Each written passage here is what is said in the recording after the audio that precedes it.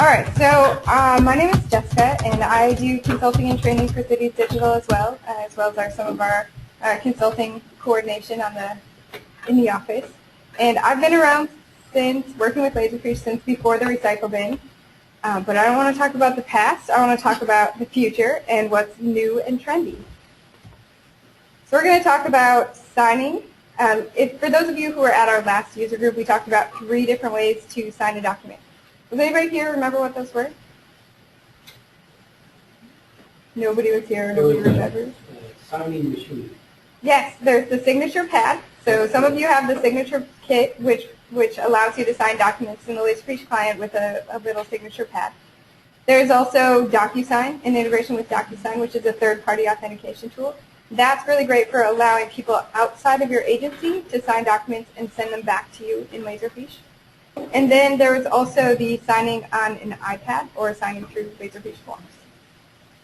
So since then, we've had an amazing new trend come through that we've seen a lot of, and that's signing with a stamp, just a Laserfiche stamp with your signature on it. There have been some modifications to Laserfiche over the last couple of years and over the last couple of versions that have made this a lot more secure and a lot more accessible. So we're going to talk about it. All right, first thing we should talk about, is this something that you can do? How do you decide? Is signing with a stamp something for me? Can you sign with the stamp? Can you legally sign with the stamp? Do you know if you can legally sign with the stamp? Some people can. And this is something to probably check with your legal department, but we do have an agency here whose legal courts decided to just write it into rule that now you can sign with the stamp. So if you don't know if you can, or if you can't yet, maybe you can get the courts just to write a rule for you. Do you own workflow? The way that I'm proposing in this setup is going to utilize Laserfiche workflow. So if you have Avante or Rio as your product base, then you definitely have workflow. Do you have a lot of forms to sign? How many people have forms at their agency that get signed? Okay. Everybody else want a cookie? Give them more energy? All right. Most people have signs that are documents that need to be signed. And if you like to save time. So the way that I'm going to show you how to sign documents, you're going to sign a whole bunch of documents with one click, and it's going to be so fast, and it's going to be exciting. Well, I'm going to be excited anyway. So this is the workflow. It's super easy. It's 5 steps, and we're going to go through each one. And if you want, at the end of this, I'll give you this workflow. So I'll give you a copy, and you can have it, and you can import it and play around with it. So the first one is apply a stamp with a workflow. Has anybody tried applying a stamp with a workflow? It has this one little tricky part that doesn't match up with what you can do with a client stamp in the Laserfiche Client, which is you can't include that dynamic text that you really like, the date stamp or the thing that changes every time, or it won't stamp the username through workflow. So we're going to show you a way to get around that by using 2 different annotations. But so we're going to apply the stamp, and we're going to choose the color. Your signature can be your favorite color. Unless it's yellow, that doesn't look good in signatures. We're choosing light or dark blue for this particular demonstration. Then you can choose the placement, exact placement on your image. So you can choose, if you always have a tax form that you sign, and you want to quickly review and then sign them all at once, you can choose the exact pixel location on that image where the signature gets applied. And you can see I've done mine on page 1, and the XY coordinates are listed right there. And do you know how I found those XY coordinates? It was with Microsoft Paint, but you can do it with any image locator software. And then this is important. You want to make your stamp, once you apply it, protected. So a protected annotation, as Ian kind of talked about earlier, is one that only the owner can edit. That's important for signatures because you don't want just anybody updating your signature. Okay, so this step is a bonus step. It's not required, but I put it in as a bonus because I think it's a nice feature. And this is if you want to include with your signature stamp a date time stamp. This is how we get around those limitations with workflow stamps. Next step is we're going to put the date time text box of when the document was stamped. But before we do that, we're doing a relativity bonus activity so that our date time text box shows up directly below and adjacent to our signature. So they look like they're all together and it looks very official and polished. So this is this relativity bonus. Here's what the activity looks like when you configure it. We are just putting the date under the signature, and you can see that what I did was I created a token calculator which shows that underneath, so what I'm doing is I'm taking the exact pixels of where I put my signature and I'm adding the height of my stamp, which is 127 pixels in this case, to calculate exactly where I want my date time text box to show up. So then, the next thing I do, my next activity is just add that date time stamp so it looks very official. But again, I'm choosing the location, the exact location, and this can be tokens, so it matches up exactly with my other stamp that I've done. And then I want to make sure that I also make this protected, because I don't want people messing with either my signature or my date time stamp. Then we're going to do a security bonus, which is going to clear the entry owner and make it so that no one can change those annotations. So the way annotations work in Laserfiche, right, is that they're overlays on the document and they can be adjusted if the security is not set.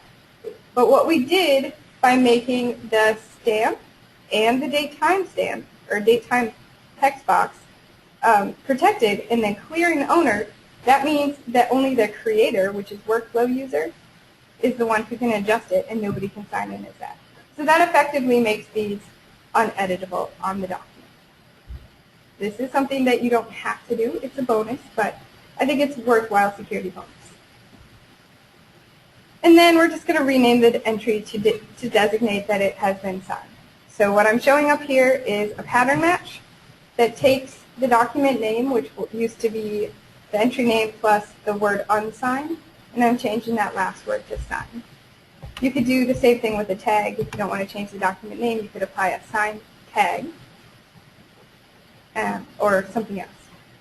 So this is what it looks like, right? It's so exciting. So we have to slow down a little bit because otherwise you'll have all these documents signed so fast you'll miss the whole thing.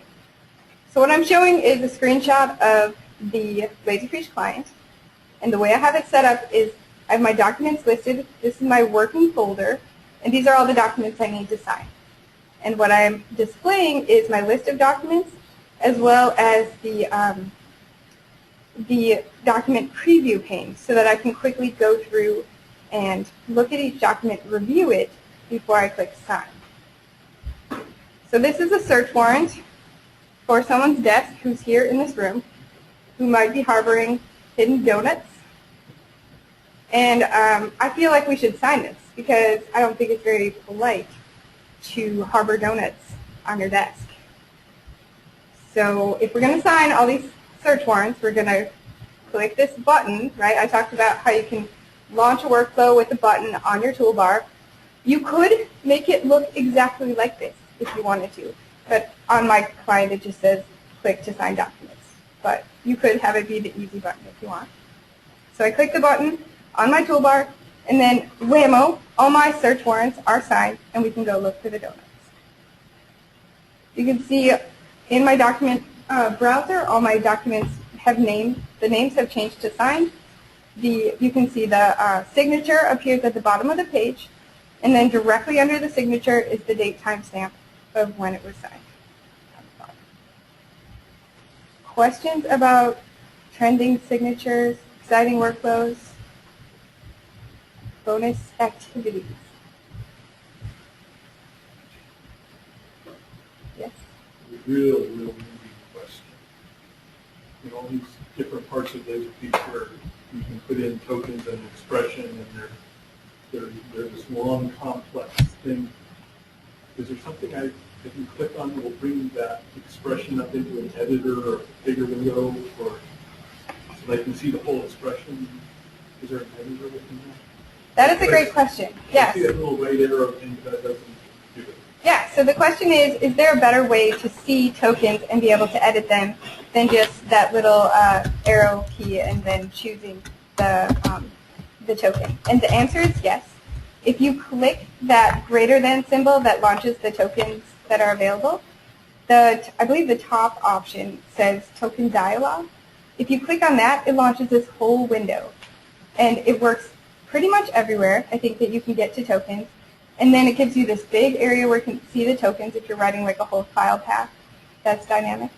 And it also gives you a place where you can test if you're doing regular expressions or formatting or trimming, so that you can test and see if you plug in a value of what you think is going to be in the field, what's going to appear if you try to change the formatting or extract different parts of it.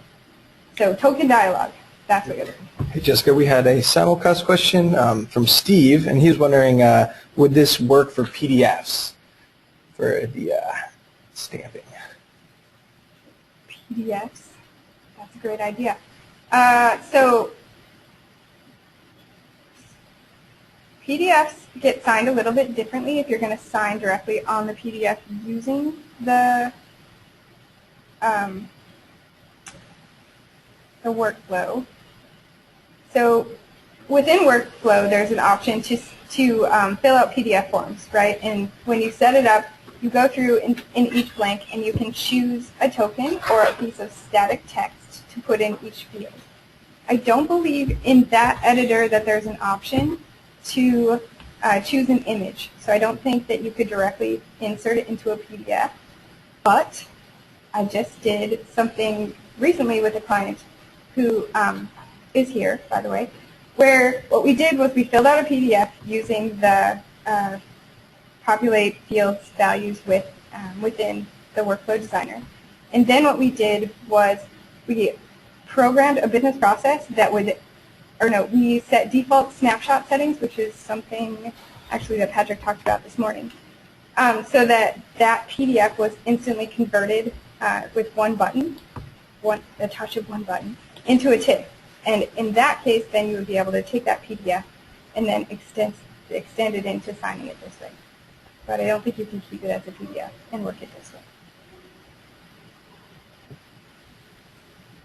Sorry, that was pretty technical, but any other questions about this? This is something that it looks, there's a lot of different pieces. I set it up probably more complexly than I had to, just to show you all the different options. But this is something that I think I or any of our consultants could walk you through within maybe a half hour and show you how it works. And again, also I will give you the file so that if you would like to try it and play with it, you can. All right, on to the next topic, which is advanced properties in workflow. So sprinkled within workflow is this little hidden gear icon. Has anybody seen this? It's called Advanced Properties, and it's at the top of your activity configuration pane. And it's kind of hard to see, which is why Waldo has made an appearance here. So here's where it is. It's up in the upper right-hand corner of this image, next to where it says Workflow 1. The tiny gear, it's not very easy to see, but I'm here to reveal it to you and show you its secret magical powers. So if you click on the advanced properties, you're going to have a lot of different options that you maybe didn't even know exist and may save the day for you, like they did for me one day. All right, one of the places, not all activities have advanced properties, by the way, but one of the ones that have it is called Fill Out a PDF Form, which we have just been talking about. And if you click on the advanced properties, you get a couple of different options. Oops. You have the ability to align field data, which is a property that I used when we wanted to fill out a PDF form, but then have it remain editable so that somebody could go in after we used the PDF to pull data from a document's metadata or a folder's metadata and populate some of the fields. We wanted somebody else to go in and fill out the rest of the data before the form was finalized. In order to preserve that editability, we had to check that top box in here. Another place where you could see advanced properties in workflow is the Create Exchange item. Does anybody use this? This is really cool. It's kind of new. You can have workflow set up appointments for you in Exchange or in Outlook or tasks. And then it can edit those, and it can also remove those if you no longer need them. But so if you have, say, a new account come in, and the first thing you do is set up a meeting with that person 2 days later, and then you set up a follow-up meeting in 2 months, those are things that you can have workflow do now automatically. Or if you're doing HR onboarding, right? First day, you have 8 different training sessions that you need to get to. Why not have workflow schedule those out for you? Just automatically at 8 a.m. I do this, at 10 a.m. I do this, at 12 p.m. I have lunch.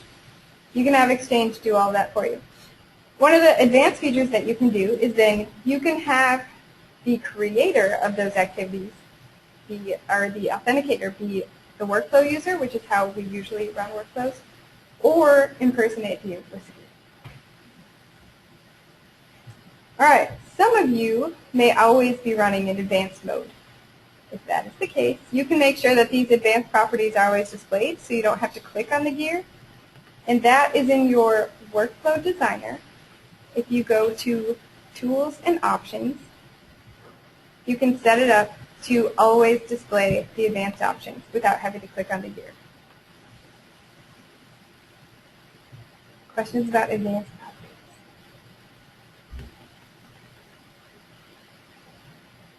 All right, we're getting close. Online payments with forms is the next thing I wanted to talk about. Does anybody know that you can pay online with through Laserfiche Forms now? Through an integration? You can. It's exciting. So first you have to decide, now that you know that it exists, is this for me? Do you have Laserfiche Forms?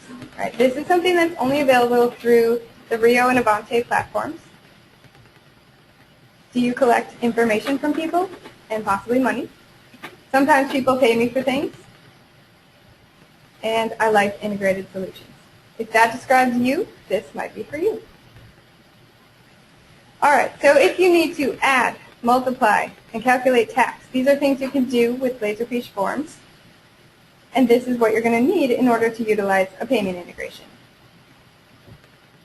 So when you create a payment integration in Laserfiche, this is what the business process is going to look like. You will use the webhook service activity to call the forms payment integration. Currently, the forms payment is an integration that's available from Cities Digital, and so that part of it is for purchase. But forms, the rest of the build out, and the forms is something that's already included in your forms package. So this is what the webhook service activity looks like.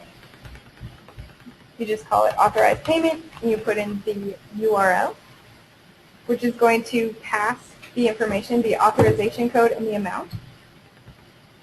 And then what it looks like in your form is it actually just puts in an iframe into the integrated solution that will allow somebody to pay right in your form.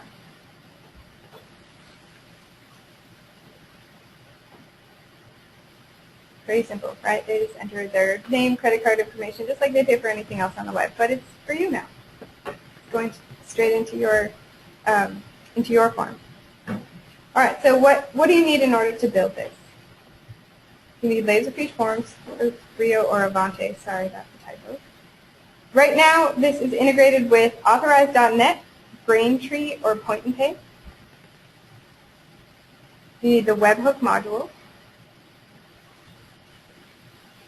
You also need, for most users, unless you're just going to collect payments internally, so just your users inside, your authenticated users, unless it's just that, you'll also need Laserfiche Forms portal as well. That's important to mention, because otherwise customers couldn't access the form to enter it, so that's important to remember too. Questions about that?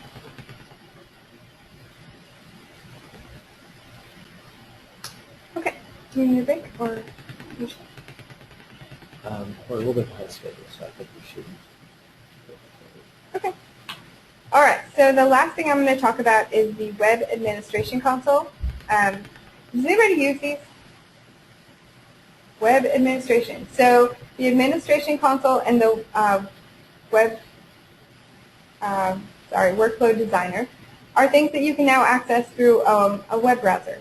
So if you're at a computer, a user's workstation, and they don't have the Laserfiche admin console installed, but you need to change their user permissions. This is something now that you can log in directly from their machine. So you don't have to remote onto a server. You don't have to remote back to your desktop. You just launch a website, and you can change settings from there.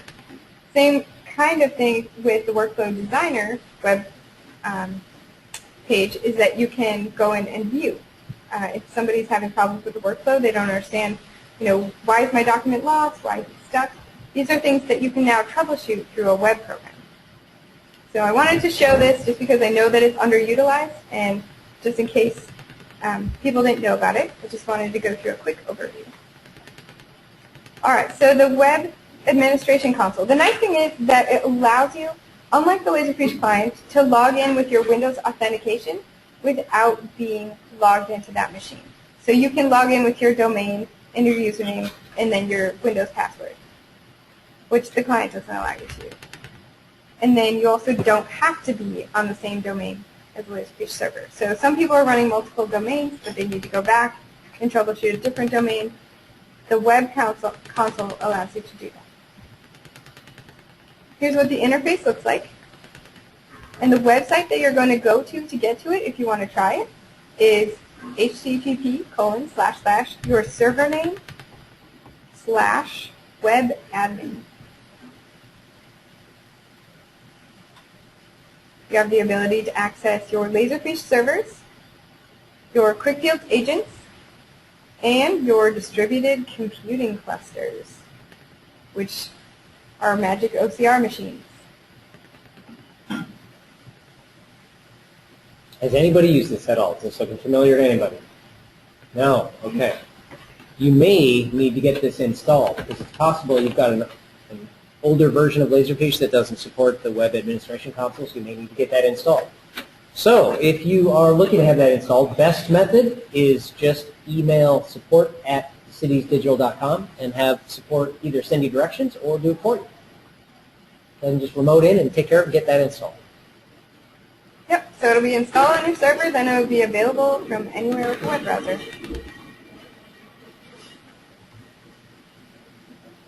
All right, just some more details of what it looks like. You can see you can access a lot of the similar features that you can in the Laserfiche admin console. So I'm not going to go through all of it. We just had a quick simulcast question. What version has this feature, web admin console? I believe it's any version of, which versions have this available? I believe it's any version after 9.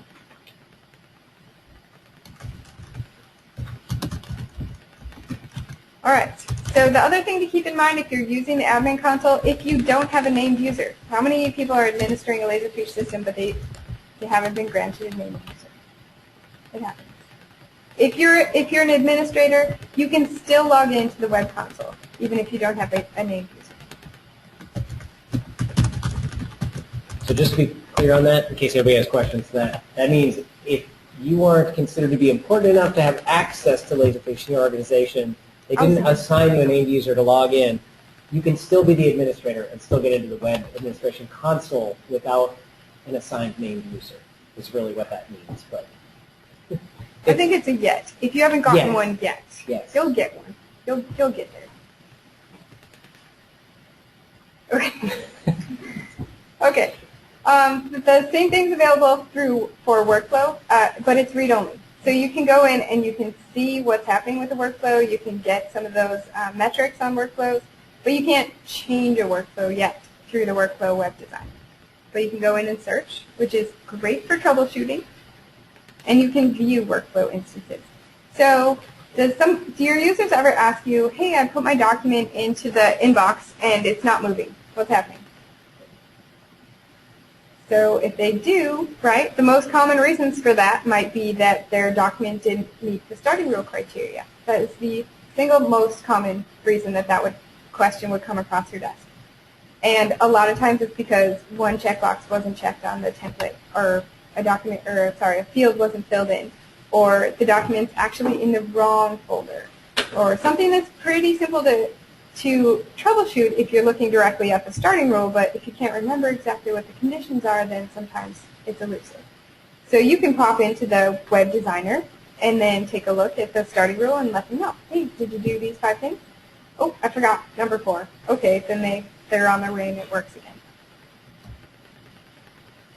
All right, so you can see in the web workflow designer, you can see all your workflows just like normal. You've got your dynamic folders and your static folders like you may have created. You also have some nicely formatted tables, a little more of a chart, kind of fun dynamic view. Guess you've probably seen something similar to this before. And that is all we have for the workflow and admin web components.